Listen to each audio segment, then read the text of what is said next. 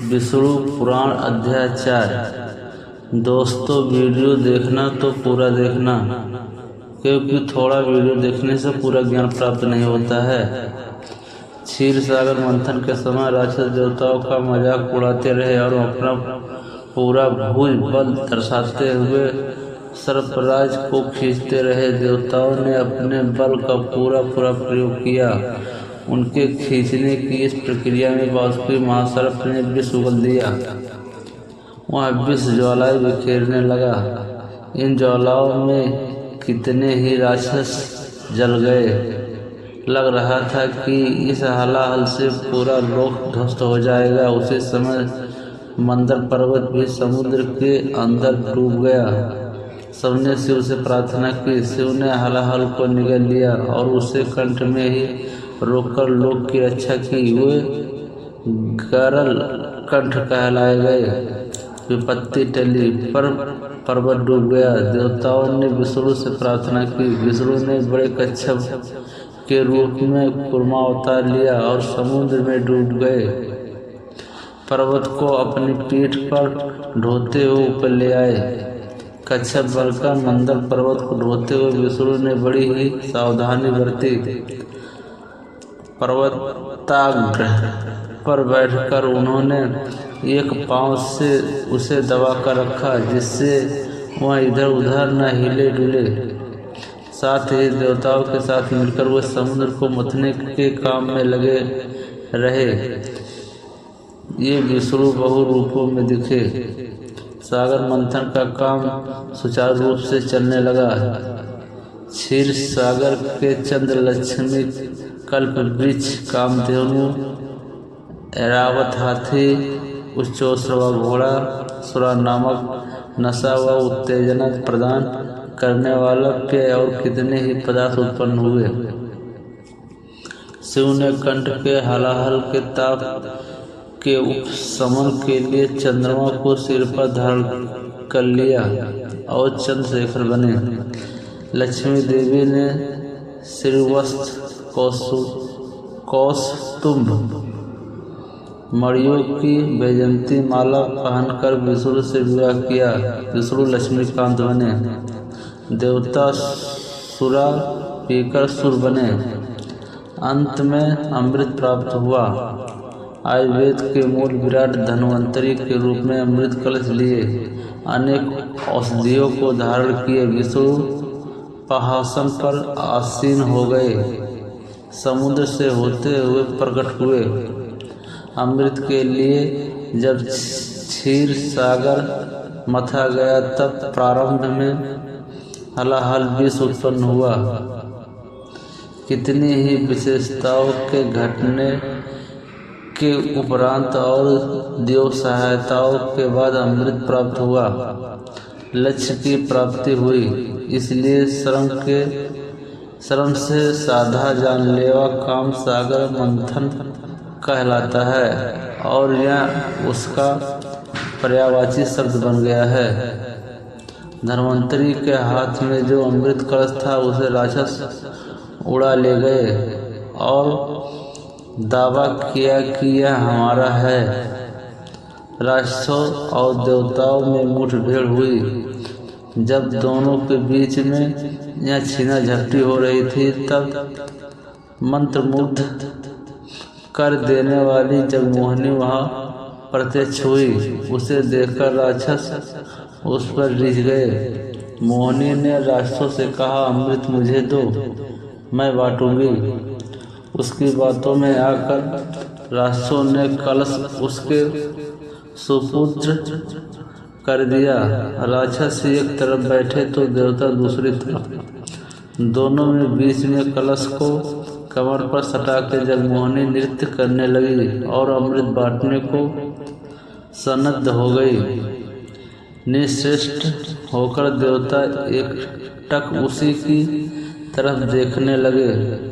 मदहोश राक्षस मोहिनी के सौंदर्य को देखते हुए तन्मन्न हो गए। उन्हें अपने सुध नहीं रही। देवताओं को भी पहले यह ज्ञात नहीं था कि आखिर यह मोहिनी है कौन। पर जब उन्होंने देखा कि वह देवताओं को ही अमृत पिला रही है और राक्षसों को छल रही है।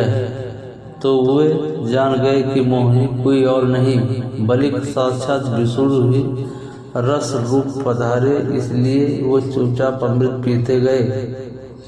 जहाँ देवता निर्लिप्त होकर अमृत का सेवन करते हुए अमृत पा रहे थे, वहाँ दैत्यों ने जगमोहिनी के माया जाल में फंसकर उन्मत्त होकर अमृत खो दिया।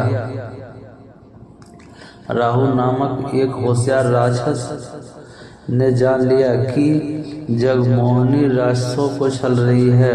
वह जल राक्षसी सिंहिका का पुत्र है, बड़ा ही मायावी है।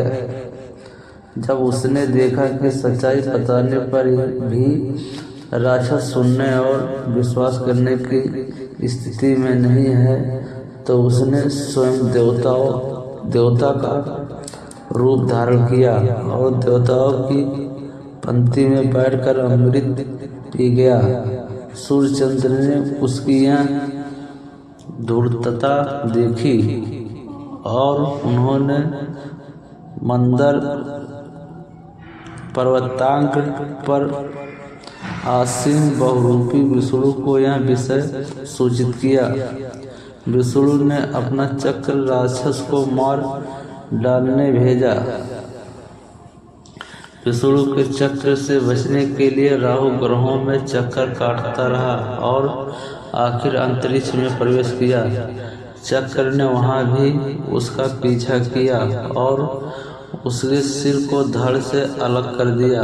अमृत की शक्ति के कारण सिर और धड़ संजीव ही रहे। सिर राहु और धड़ केतु के रूप में 2 ग्रहों में परिवर्तित हुए और ग्रह राशि में सम्मिलित हो गए। राहु केतु ग्रहों के कारण अब 9 ग्रह हो गए। राहु केतु सूर्य चंद्र पर बहुत क्रोधित थे, क्योंकि उन्हीं के कारण उसकी पोल खुल गई। प्रतिकार की भावना से वे अमावस्या व पूर्णिमा के पर्व दिनों में उन पर छाने लगे और उन्हें पीड़ित करने लगे। ये सूर्य चंद्र ग्रहण बने। पूरा का पूरा अमृत देवताओं को पिलाकर मोहिनी अदृश्य हो गई। राक्षसों को अपनी तृप्ति मालूम हो गई। तब से लेकर वे विष्णु और देवताओं के कट्टर दुश्मन बन गए। अमृत मंथन के दौरान विष्णु ने कुर्मा अवतार, धन्वंतरी का अवतार तथा मोहिनी का अवतार धारण किया। धन्वंतरी अमृत के साथ साथ औषधियाँ तथा औषधि वेद भी ले आए। वेद शास्त्र के अधिदेवता व वेदों के कुलदेव के रूप में धन्वंतरी की पूजा होने लगी। जगमोहिनी विश्वमोहिनी मानी जाने लगी और सौंदर्य व विलास का प्रतीक बनी। नारद जगमोहिनी अवतार की प्रशंसा करते हुए जगमोहिनी राग को महती बीड़ा पर झंकृत करते हुए कैलाश गए। पार्वती ने यह सुनकर नारद से कहा, अधम और नीच राक्षसों को छलने मत से क्या जगमोहिनी कहलाने के योग्य हो जाएगी? हाँ माते, नारद ने बोले, हाँ माते, किसी को भी आनंद सागर में डुबो देने वाली और अपने सौंदर्य व हाव भाव से विश्व भर को अपने बस में कर देने वाली जगमोहिनी ही तो है। सस कहते हुए नारद वहां से चले गए।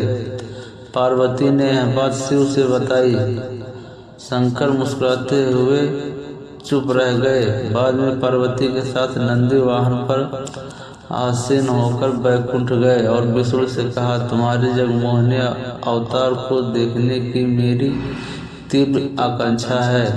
इसी उद्देश्य से यहाँ आया हूँ। संकट के निवारण के लिए कोई न कोई वेश धारण करना ही पड़ता है। तुम्हारे लिए भी यह बाएं हाथ का खेल है। विष्णु यूं कहते हुए अंतर ध्यान हो गए। इतने में शिव ने जगमोहिनी को थोड़ी दूर पर फूलों की गेंद से खेलते और गाते हुए देखा। शिव सब कुछ भूल गए और उसके पास गए, पर जगमोहिनी उनके हाथ नहीं आई और वह विश्व आकाश में घुस गई। हाथ फैलाते हुए शिव जी उसका पीछा करने लगे। पार्वती स्तंभित होकर यह दृश्य देखती रह गई। शिव मोहिनी के इस लीला विनोद को ब्रह्मा आदि देवता बड़े ही चाव से देखने लगे। नंदी निश्चेष्ट होकर देखता रहा। नारद महती बीड़ा पर शिव रंजनी राग को झंकृत कर रहे थे। आगे आगे जगमोहिनी और पीछे पीछे शिव दौड़ते हुए गए और कुछ ही समय में दोनों दिखाई नहीं पड़े। पार्वती कैलाश पहुंच गई। जगमोहिनी तेज मंडलों से होते हुए शिव को पूरे विश्व में घुमाया और कैलाश पहुंची। शिव को उसे छूने से मना करती हुई जब वह पार्वती के पास जाने लगी, तब शिव ने उसकी कमर पकड़ ली। देखा आपका पतिदेव कितना नटखट है, कहती हुई भय के मारे वह पार्वती के पास खड़ी हो गई। देखते देखते जगमोहिनी पार्वती के सम्मुख विष्णु के रूप में प्रकट हुई। भ्राते आप विश्वमोहन जगमोहिनी केशव स्वामी हैं। यह सब कुछ शिव केशव लीला नाटक है। पार्वती ने विष्णु से पूछा। हाँ, आपने ठीक कहा। कहते हुए बीड़ा बजाते नारद वहां आए। जगमोहिनी और शिवरंजनी राग में हरिहर की लीलाओं का गान करते हुए तीनों लोकों में विचरने लगे। शिव ने विष्णु से कहा, अमृत बुलाकर राक्षस तुम्हारे जिस जगमोहिनी रूप को निहारने में मग्न हो गए, उसकी मैं प्रशंसा करता हूँ।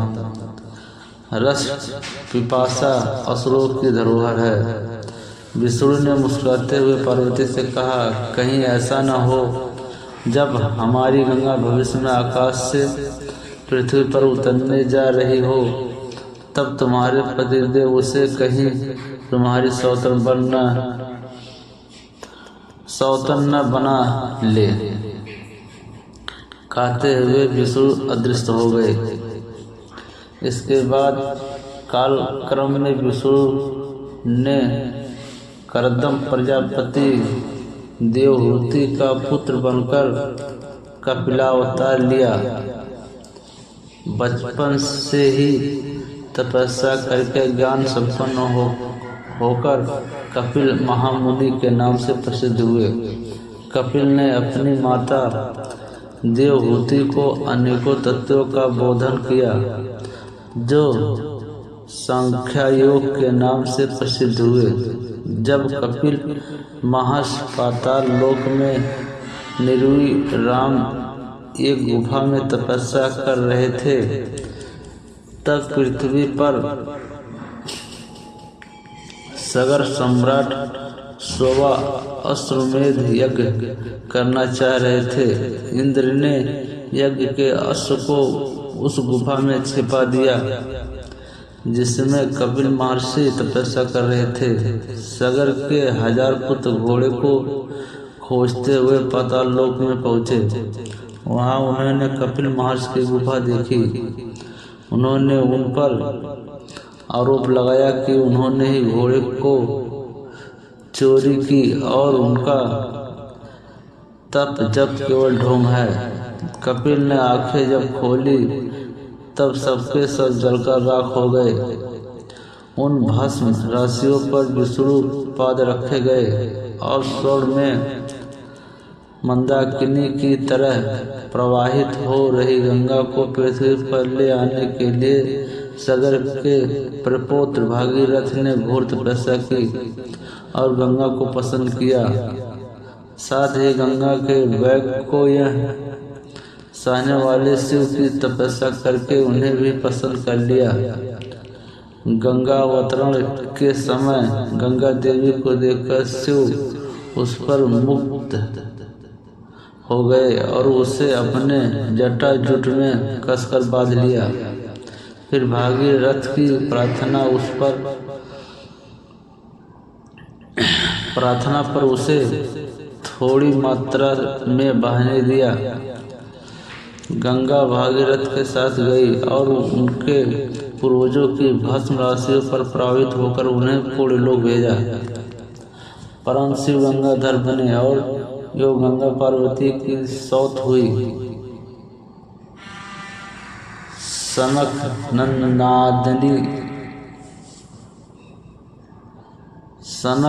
नंद नादी मुनि कहलाए जाने वाले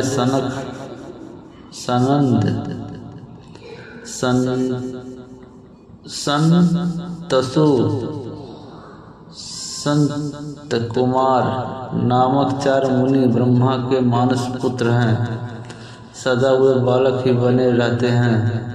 विष्णु भक्ति में तत्पर होकर विष्णु का गुणगान करते हुए सभी लोकों में विचरते रहते हैं। विष्णु के दर्शन करने वे वैकुंठ गए। सब द्वारों को पार करते हुए विष्णु मंदिर द्वार पहुँच गए। विष्णु के ही रूप के जय विजय वहाँ के द्वारपालक हैं। उनके 4 हाथ हैं। उन हाथों में चक्र, शंख, गदा व अभय मुद्राएं हैं। उन दोनों ने मुनियों से कहा कि यह अंदर जाने का समय नहीं है। तब सनंदों ने कहा, विष्णु दर्शन के लिए हमारी दृष्टि में कोई समय असमय नहीं है। कहते हुए उनकी परवाह किए बिना जब वे अंदर जाने को उद्यत हो गए तब द्वारपालकों ने गदा उठाकर उन्हें रोका। सनकाद मुनियों ने उन्हें श्राप देते हुए कहा, तुम्हें विष्णु द्वारपालक बने रहने की योग्यता नहीं है। राक्षस होकर जन्म लोगे। यह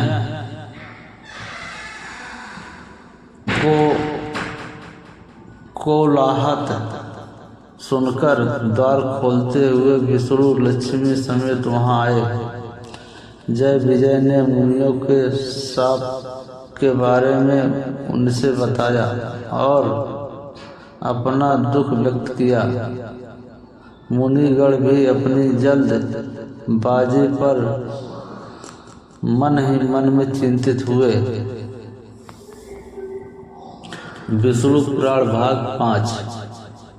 भगवान विष्णु ने जय और विजय से कहा, महामुनियों का शाप झूठा साबित नहीं हो सकता। तुम दोनों मेरे प्रति मैत्री भाव रखते हुए 7 जन्मों में तर जाना चाहते हो या मेरे साथ द्वेष करते हुए शत्रु बनकर 3 जन्मों तक मेरे हाथों मृत्यु को पाकर यहाँ पर अपना चाहते हो। इस पर जय और विजय ने 3 ही जन्मों के बाद विष्णु के सानिध्य को पाने का वरदान मांग लिया। जय विजय की कामना की प्रशंसा करते हुए सनकाद मुनियों ने विष्णु से कहा, भगवान, हमने यह रहस्य अभी जान लिया कि आप ही सृष्टि में राग दोष दोनों बराबर हैं और जो लोग आप से द्वेष करते हैं वे आपके और निकट हो जाते हैं। आपके द्वारपालों को जल्दबाजी में हमें श्राप दिया। हम अपनी करनी पर पछता रहे हैं, कृपया हमें क्षमा कीजिए। इसके बाद वह लक्ष्मी नारायण की स्तुति करते हुए वहां से चले गए।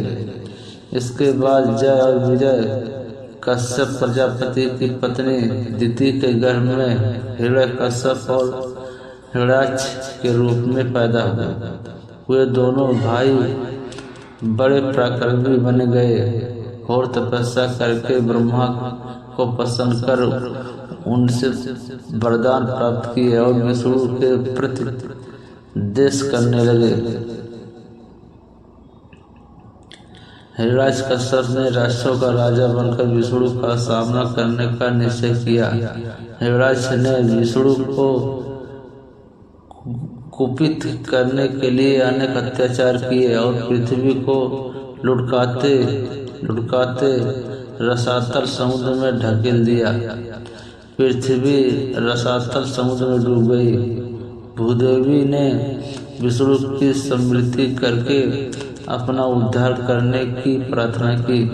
विष्णु ने भूदेवी पर अनुग्रह करके दशा अवतारों में से तीसरा 12वां अवतार लिया। ब्रह्मा के होम करते हुए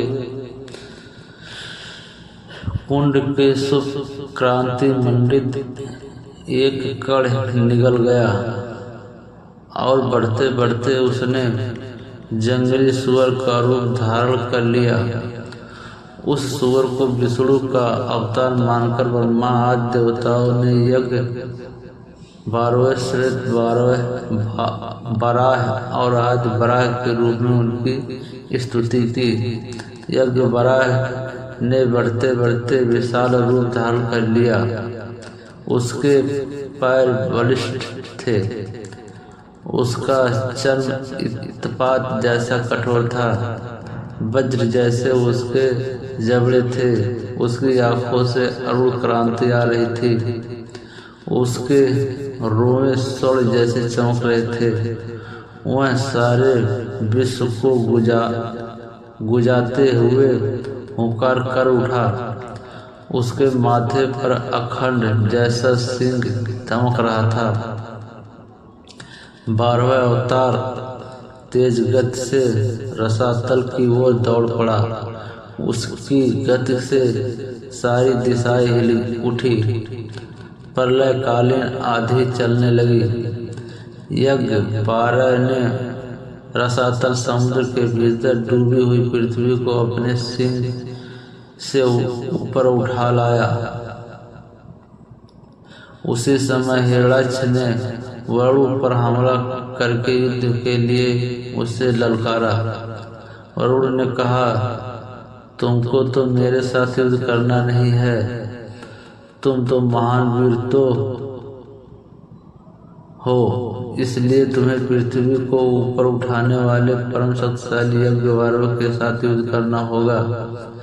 इस पर वह तत्काल यज्ञ 12 से जूझ पड़ा। 12वें रूपधारी विष्णु के साथ हिरण्याक्ष पर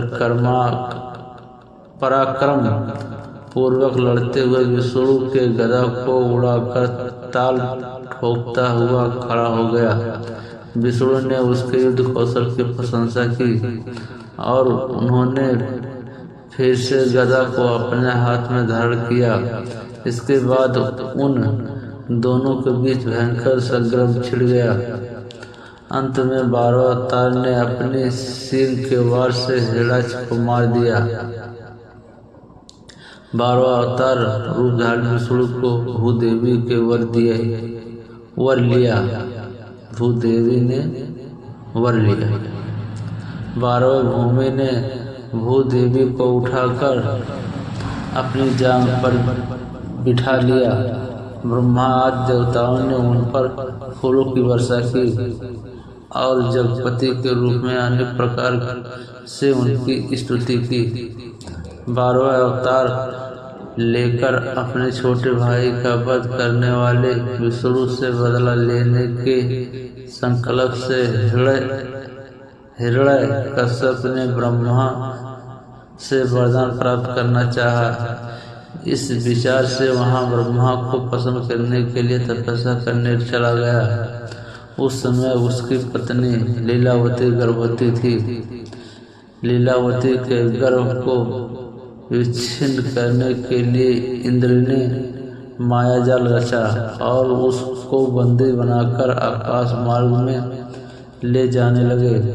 उस वक्त नारद उनसे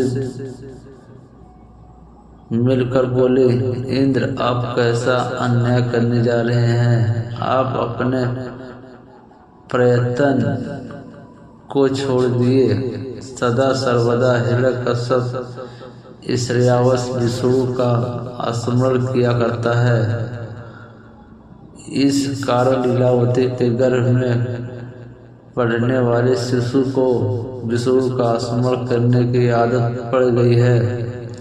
विष्णु के प्रति हृदय का देश उस शिशु के अंदर भक्ति के रूप में परिणत हो गया है।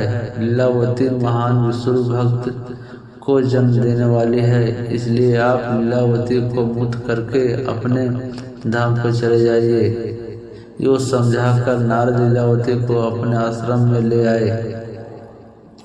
आश्रम में नारद दार्शनिक बातों के साथ साथ विष्णु के गुणों का भी वर्णन करते जाते थे। उस समय लीलावती के गर्भ में स्थित शिशु बड़े ध्यान से सुना करता था। कालांतर में लीलावती ने एक पुत्र को जन्म दिया। हिरण्यकश्यप के घोर तपस्या करके ब्रह्मा को प्रसन्न किया। ब्रह्मा ने उसे वर मांगने को कहा। इस पर उसने ऐसा अनेक वर मांगे जिनके कारण उसकी मृत्यु पृथ्वी या आकाश, दिन या रात, घर या बाहर, पशु या मानव देवता या किसी अन्य प्राणी के द्वारा न हो, साथ ही सृष्टि के किसी जीवधारी के द्वारा भी उसकी मृत्यु न हो। ऐसे अनेक वर उसने ब्रह्मा से प्राप्त किए। ब्रह्मा से वर पाकर हिरण्यकश्यप जब विजय गौरव से लौट रहा था तो रास्ते में नारद से सारा वृत्तांत सुनकर उनके आश्रम में पहुंचा और अपने पुत्र का नाम प्रहलाद रखा। इसके बाद पत्नी और पुत्र के साथ राजधानी लौट गया। हिरण्यकश्यप ने सबसे पहले इंद्र से बदला लेना चाहा। उसने स्वर्ग पर हमला करके इंद्र के सिंहासन पर अधिकार कर लिया। सारी दिशाओं पर विजय प्राप्त करके दिग्पालों को अपने अधीन कर लिया। देवताओं को खूब सताया। जब सची देवी का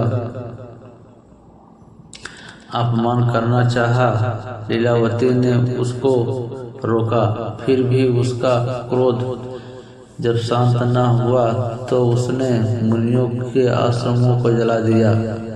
विष्णु के भक्तों पर अत्याचार करना प्रारंभ किया। अंत में विष्णु का सामना करना ही अपना लक्ष्य मान कर उनको भड़काने की कोशिश करने लगा। फिर भी विष्णु से कहीं उसकी मुलाकात न हुई। अंत में वह वैकुंठ पर चढ़ाई कर बैठा। वहां पर भी विष्णु उसे दिखाई नहीं दिए।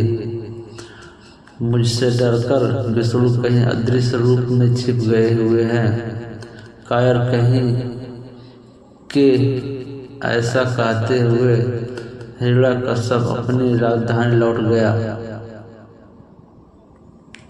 प्रहलाद उम्र के बढ़ने के साथ विष्णु का ध्यान करने लगा। हिरण्यकश्यप यह सोचकर चिंता में डूब गया कि ऐसा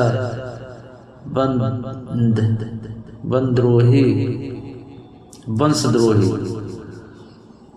उसके यहाँ कैसे पैदा हो गया। प्रहलाद का विद्याभ्यास करने के लिए हिरण्यकश्यप ने उसको अपने गुरुपुत्र चंड और मार्ग के साथ सौंप दिया।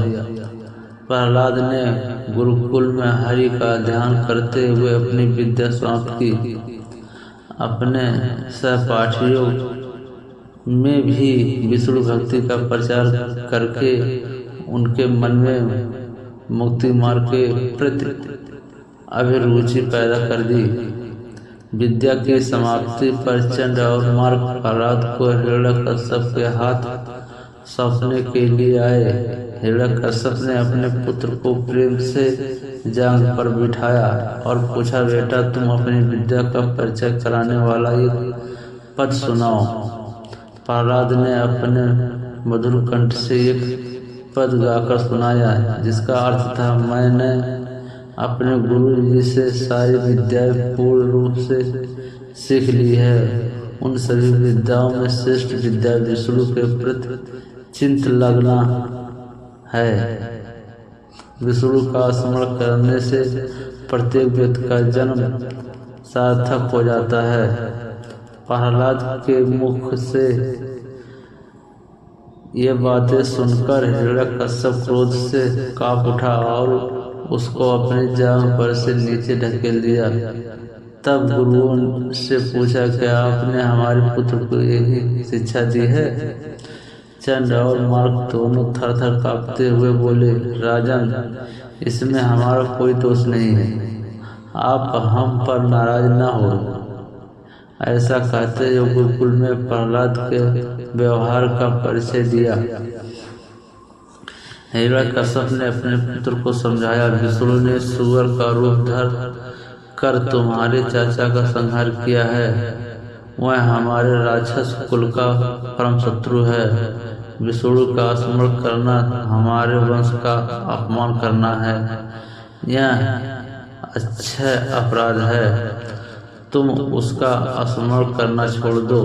प्रहलाद ने शांत स्वर में कहा, पिताजी आप दानवों के राजा हैं, मुझसे शाप देने में भी आपको संकोच नहीं करना चाहिए।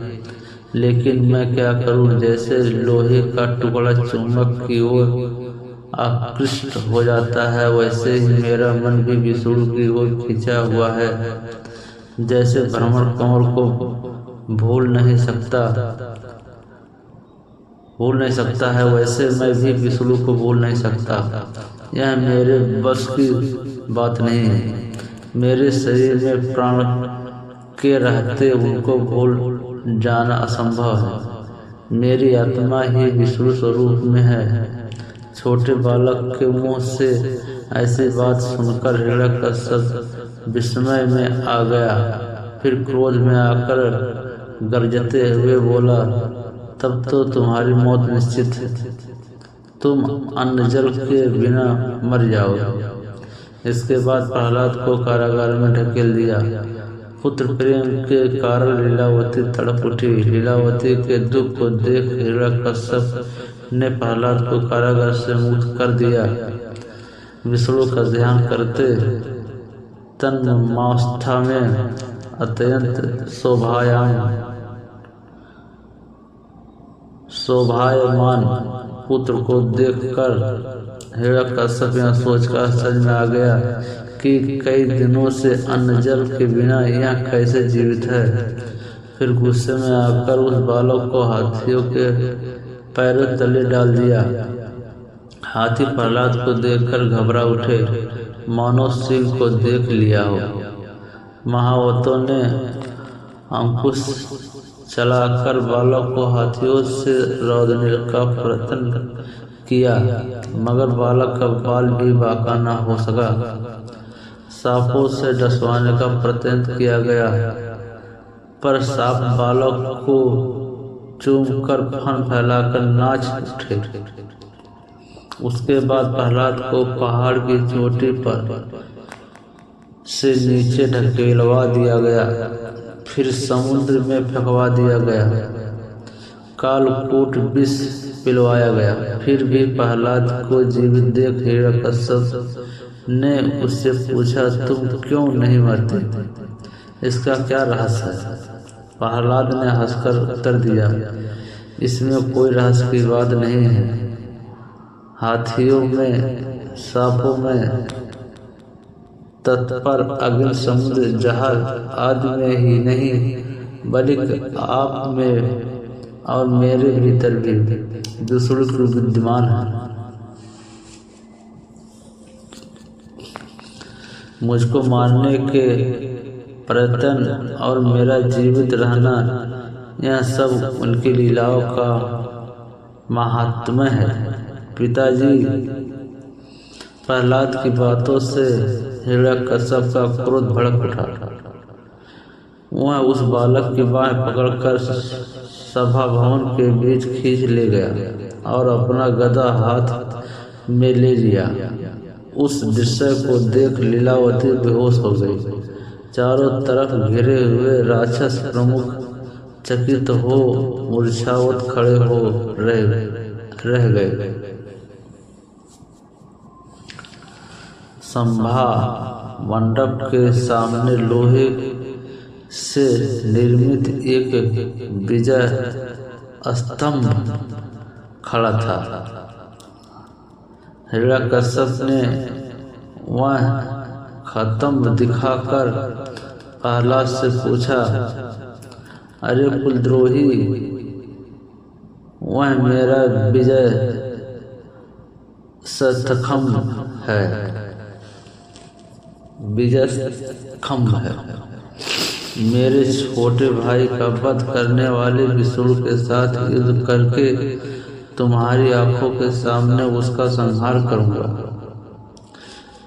क्या तुम्हारा विष्णु उस स्तंभ के अंदर है? आपको संदेह करने की कोई जरूरत नहीं है। वे सर्वत्र विद्यमान है और उसके अंदर भी है। प्रहलाद ने झट जवाब दिया।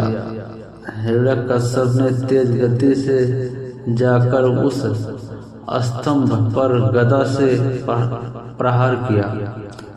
प्रलय ध्वनि के साथ पृथ्वी और आकाश गूंज उठे। धुएं के बादल चारों तरफ फैल गए। स्तंभ 2 टुकड़ों में फट गया। उसके भीतर से चकाचौंध करते हुए 10 अवतार में से चौथा नरसिंह अवतार धारण कर विष्णु प्रकट हुए। सिंह का सर, मानव का धड़, हाथों में सिंह के नाखून, ऐसा अपूर्व रूप को लेकर नरसिंह प्रलय कर ध्वनि के साथ गरज उठा। उस वक्त ऐसा लगा मानो पंचाजन्य फूंक दिया गया हो। सुदर्शन चक्र उनके चतुर्दिक घूमते हुए दिखाई पड़ा। वीडियो खत्म हुआ। वीडियो पसंद आए तो लाइक, सब्सक्राइब, कमेंट जरूर करें। जय श्री कृष्ण।